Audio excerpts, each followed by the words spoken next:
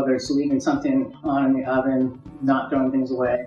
At this point, she's really not doing that much for herself as far as cleaning the refrigerator, going to get her mail. She wasn't answering any of the calls on her answering machine and not taking messages and remembering what that was. So that can become very serious if it's a doctor leaving a message about a test or an appointment that she needs to make.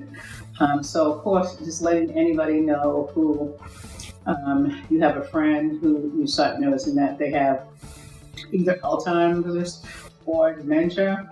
A lot of times they don't get back in touch with you, and it's not because they don't care or don't want to. It's just that they can't remember to do that. So sometimes you have to just explain that to family members. She's not going to call you back, or she's just not the same. They might not want to go to lunch with old friends and different things because they are aware, I believe, that they know that they cannot remember, a lot of things, and they don't want anybody to know. Some people, it can be something that they feel ashamed of, but it's not. It's part of life.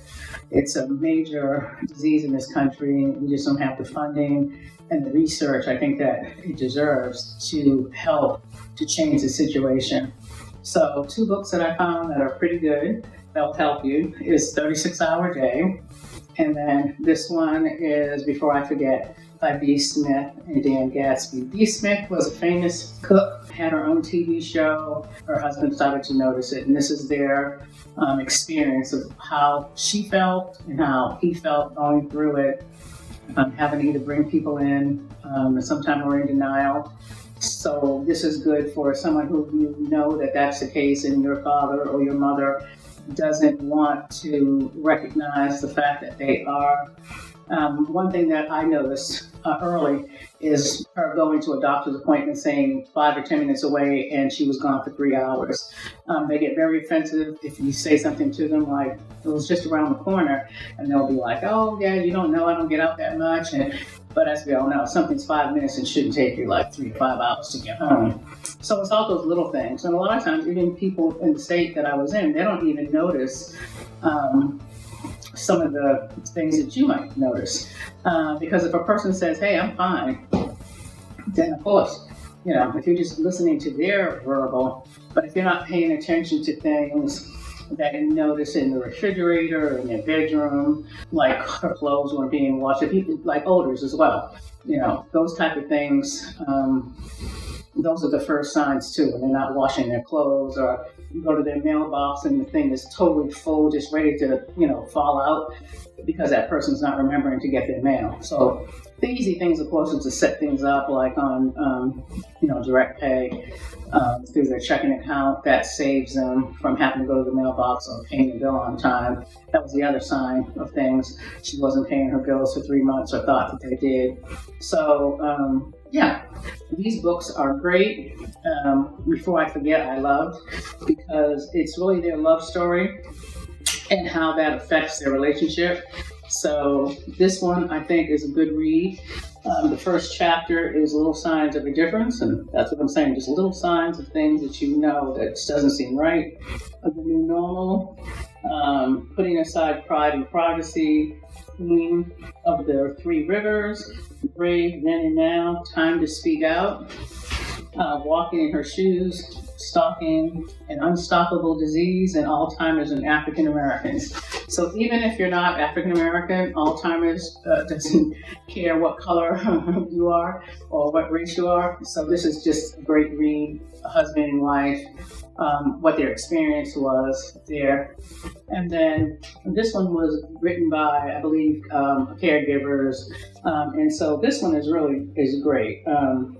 This is a definition guide. It has over 1 million in print, and it's a lifesaver for family members that are going through a family member that has dementia. So this one first chapter is going to be dementia, what it is, getting a medical help for the person who has dementia, characteristics and behaviors of a person who has dementia, problems in independent living, problems arising in daily care, medical problems, behavioral symptoms as they appear, changes in their moods, special arrangements, getting outside help, and caring for the person who has dementia and how it affects you. So great read. has a lot of links, groups that can help you for the caregiver. And I actually need to reread this again. But yeah, all this is something that we just have to talk about. It is what it is. You start getting older, and like I said, you baby boomers that were born in the 50s and 60s, now your parents are experiencing it. Sometimes it even happens to people that are younger because they might have had a head trauma. And it seems like people that have those head traumas, they tend to get Alzheimer's a lot faster. So it's difficult for the family. It's a difficult subject to talk about. And it's also difficult for the caregiver. It's just a lot of changes that happen. Now you, as the child, like myself, you become the adult. You have to monitor all the things that they do, their doctor's appointments, bathing, even small things like brushing their teeth. My mom, the reason why I caught on to that was because you have to go in the bathroom and start realizing that's the same toothpaste that, she's had for 3 to 5 months, and not any of it is really gone down, so that's how touching the toothbrush, realizing that it's dry. Hey, that she's not brushing her teeth. So, and then making sure you're getting all those doctor's appointments. I've been to, my goodness, like 6 doctors since she's moved with us. And, everything from the dentist to pulmonary because she has a chronic cough to she had a mini stroke. So I'm taking her back to that vascular surgeon in Atlanta to do the follow-ups. Just keeping up with the medications. Another doctor wanted her to do like an inhaler, nose spray. So you have to make sure that you stay on top of it. And that's when like I said, I'm going to talk to you about some of the little devices that you can use that can try to, help you get through your day. But like I said, it is your parent. It is difficult. Conversations I used to have with my mom for hours over the phone, that's all, over with. I can't remember within a 5-minute period. So it's something new. It's something that you have to watch little things, like I said, not brushing your teeth. The thing about the change of clothes, a lot of times they want to wear the same thing over and over and over again. I remember having my mother's neighbor was so upset with her stepfather because she was like, every time I see her the last couple of days, she's got the same clothes on. No, it's not him doing it, it's her. So my mother has plenty of outfits, but she'll go to the same thing that she wore the other day. If it's on the chair, or if it's, if it's not in the dirty hamper, she's going to wear it again. They have that is over. That concept is over. So you just have to go in there and get clothes out in the middle of the night, put something else out there, because they're just, that to them. They don't even realize it. The clothes are funky, smelly. You have to be the person that's overseeing that type of thing. So you're not gonna, I've gotten her like 2 pairs of different eyeglasses because her current glasses are like tilted, switched. She won't wear those other ones. So unless I would say to take that pair away, and that would be her only pair, then they'll do it. But you're going to start noticing all those little small things. And, my mom, she still recognized me. She still does interact and, talk. She just, like I said, doesn't, take care of herself as far as making her bed, cleaning her bathroom, washing her clothes, those type of things. But I've got other relatives, and that's going to happen too when you even read about that. They don't even recognize you at all. And then that's really, really sad when that person doesn't know who you are, or they become combative, or they fight because they don't know who you are. So I'm blessed that that's not the stage that we're in. But like I said, it still can be difficult because you can't really leave them alone. You can't allow them to cook. They can go leave the stove on or walk away. There's so many little things, you just have to be, mindful of, making sure that you don't have any carpet that will trip them up, make sure in the bathroom they have something to hold on to. All those things that, I don't know what to tell you to say when there's no toilet paper. She doesn't tell you if there's something that she needs, she's just not going to do it. She's not going to remember to tell you. And so it's not until you go into the bathroom that you realize she's got a box of tissue and she's pulling the tissue out from the Kleenex box to wipe herself. You have to watch things like recently, or not that recently, well, actually today the plumber came, but she's done this before where she's too much toilet paper in the bathroom, and so it's totally clogged up. And then you ask them about it, and they're like, "What? I don't know how it happened." So yeah, a lot of times they either don't remember, or maybe they're ashamed to tell you, but it is. It's different. It's not the same person that's like your best friend that say you talk to all the time, and you tell them about your grandkids, or you tell them about your kids, and then you go back to them 5 minutes later and you say something like, "Hey, wasn't that something about how John's son did this?" Blank stare. You have no idea. They're like looking at you. You're like, "I just told you 5 minutes ago, like about his son." Yeah, they don't remember at all. So if someone doesn't remember within a 5-minute period, yeah, you have to monitor them all the time, because they could hurt themselves and endanger themselves in ways you can't even think of. The whole thing with a lot of elderly is them falling. So my mother fell, and couldn't tell me how she fell. So those are the things, like big giant bruise on the leg. How did that happen? She had no idea. I had to get her doctor to do a virtual doctor visit. I could put the camera on her leg and the doctor, and we could have this conversation. But just even getting them ready for doctor's appointments, you have to give yourself extra time. Make sure they have their medication before they left, breakfast, let them get a little acclimated, tell them a couple of times in that week that, we have an appointment on Friday, and we have an appointment on Friday. You'll have to repeat that throughout the week. And they'll still say, when Friday comes, when you're saying, "Okay, let's get dressed, let's get going," they'll still say, "Where are we going?" So it's all those things you have to get used to. It's very different than, like I said, than anything else. And it can be frustrating at times. I've lost my temper, been very frustrated. So that's something I work on all the time. It's not easy. But this is just for me to try to help somebody else that might be going through it in the beginning stages of a parent losing their memory and not sure, is it this or is it that? Maybe it's not. Everybody goes into a room sometime and can't remember, but it's deeper than that. So you'll have to remember that they're not remembering, like I said, basic brushing your teeth, telling you about toilet paper, getting the mail, returning calls, doing their laundry on a regular basis.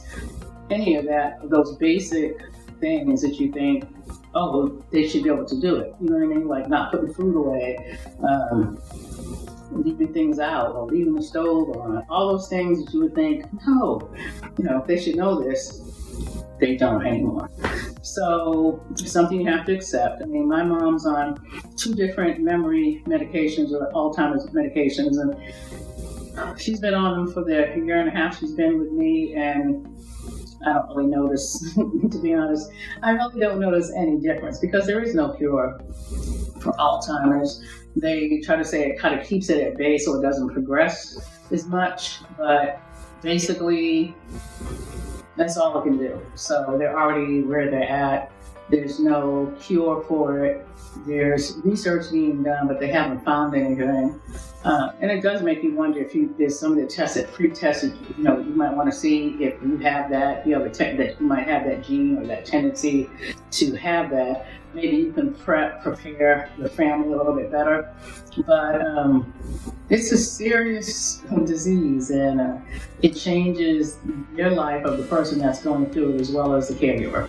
So if you have any input, if you have any experiences that you've had that you looked into, or you can share with everyone on the page, the YouTube page, to tell them, hey, this is what I've tried, this works, this doesn't, this link helps, this organization can help you, then by all means share it, because this is just a fact. It's not going to go away. There's not going to be a cure. It's going to happen to us all, no matter what color, what race, no matter what. Things like this happen, and it is part of aging. To the pill case, I went ahead and typed all the medications, what they were for, and that way, if you had someone else taking care of them or a family member, they also have when it's taken, so morning, afternoon, and evening. That way there's no problem if you're not here to refill the pill case. But the pill case does help your life become a little bit easier. So I just went ahead and did actually about 10 days, 11 days. The other benefit of doing it this way also is because if a medication is about to run out, you'll know in advance because you've already, like for example for me, I already know that one of the prescriptions is good until 10 days from today. Today's Monday. So that gives me time to go ahead and go to Express Scripts, where that's also a convenient way to get the medications refilled. They come right to your house, 90 days supply, and that way you're not running to Kroger or whatever your local pharmacy is. So this way, like I said, it just keeps it a lot easier. Like I said, I just went ahead and filled the case up, and now all I'm going to do is put them in. Remember what I was telling you, don't leave the whole 14 days out. For someone who's having memory problems, that can be confusing because they're not always going to remember or look at what day of the week. Shoot, a lot of us can't remember what day of the week. But anyway, that makes it easier and it helps you become organized. And like I said, this little case here, so her other case was actually old, and so the funny thing is all the lettering started to come off, and of course that's probably just with the oil in your hands or over a period of time. Why they don't make one that the dates and the times of day, morning, afternoon, evening, bedtime, why they don't embed them in a different way so that this doesn't come off? Because before, what I had to do is I had to go ahead and add little labels on it, because as you can see, this case doesn't tell you what time of day it is. So like I said, doing this, having this in a case, doing it in advance, so that way you'll know when medications are about to run out. It gives you enough time, say 5 days at least, in order to make the order online, or if you have to contact their doctor to get them to go ahead and refill the prescription. So things like that, it just makes it a lot easier. So there's no, oh my goodness, we don't have any pills, you know what I mean, or you're out of town. This also helps too, like we go visit relatives. If you already have the 14 days and you carry that case when you're traveling, that way you're good if something was to happen. But again, these are just some small tips that I hope you find useful. And it's lunchtime, so I have to go ahead and give her sandwich and her afternoon medication. So until we come up with another video, or I come up with another video that I feel like I can share, make your life a little bit easier, then that's what I'm going to keep trying to do. I like your suggestions. As you can see over there, I also have the Echo Show. Now, when she was living in another state, that also comes in handy, because you can do what they call a drop-in on those, and it just opens up, and the camera opens up, and you can see what that person is doing. So again, I use my Alexa Show to go ahead and do the reminders on her show in her room. And morning medicine, don't forget. Martin, here are your reminders. Here we go. So that's showing here the reminders, and it's going to show all the reminders that I have, and basically they're all related to her medications, because that was the biggest thing when she lived alone, or even here in the beginning, to think that she would just take them on her own. But no, they're not going to remember when to take them. If they took them, they can't remember if they took them. So you have to really be on that. Like I said, that's just a little aid, but that's just what it is. It's just an aid. You're still going to have to go in and do those things for them. But like I said, it gives you a cue for yourself, a cue for them. And then at least that way, if I'm here in the kitchen cooking and I hear that, then I can go in and make sure that she's taking them. All right. Aging with Margot Fierce. They can look at this, and this is confusing to them. Is it Tuesday? Is it Wednesday? So I only take out the one day, that day of the week, Monday, Tuesday, whatever, and you only leave that in the room with them or whatever on the table, because if you leave this, in the beginning, that was also a problem for me. It's like, because they can't remember, they don't know if it's Tuesday or Wednesday. They really don't. So putting a calendar up, I found that doesn't work either. And the reason why that doesn't work is because it's really just a whole bunch of numbers on a, you know what I'm saying? It's a calendar, but it doesn't help them because they don't know if it's the first, second. I tried to do the method of, cross out each day. She's not going to remember to cross out each day. This particular clock and this American Lifetime clock is great because it actually has the day of the week. And it will put Tuesday, Wednesday, and that helps, somewhat, because that way that clock is telling them the day of the week, the time, and all of that. So that ends up helping, quite a bit when you have that showing them what day of the week it is. So that's another tip, to go ahead and get that clock as opposed to a calendar. Get the pill box and make sure, like I said, you only put that day out. Because if you have 5 days or 14 days in front of them, if they don't know what day of the week it is, then they can go and take something over, extra pills that they shouldn't be taking. So to try to keep your elderly parent entertained, I've done a bunch of crossword puzzles, all different types, from celebrity to history to science. Go ahead and you can order those on Amazon. Do the ones that are for seniors.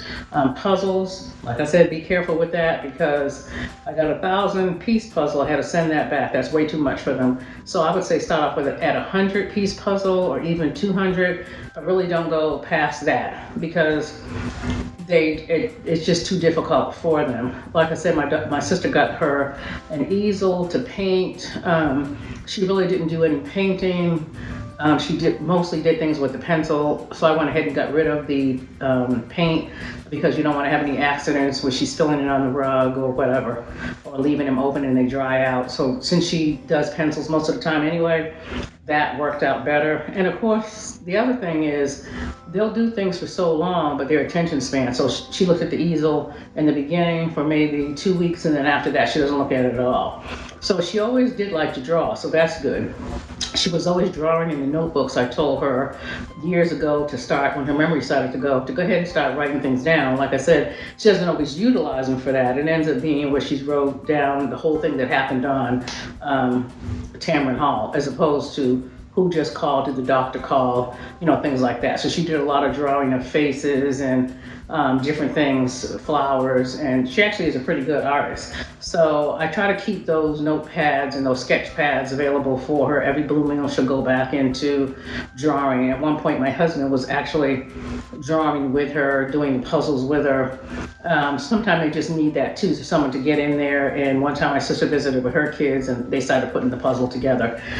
So just try to do things that would stimulate the mind. The problem is she has a tablet, but she doesn't remember how to get into it, even though, easy password, no password, her remembering, she just doesn't. So, but anything, like I said, drawing, crossword, puzzles, I try to give her a couple of books, but I feel like she gets through some of it and then doesn't complete it. So, now I'm just trying to do like small books that I find at Walmart or small bookstores that are paperback and see if that keeps her interest. So she has tons of things in there to entertain her beside the television. And then, having everyday dinner with you, talking with your family, that also keeps them involved and their mind involved, asking her different things. So those are just a few pointers. So again, these are my tips. Thank you for watching. I hope you can share some other, things that have helped you. Share, subscribe, and like.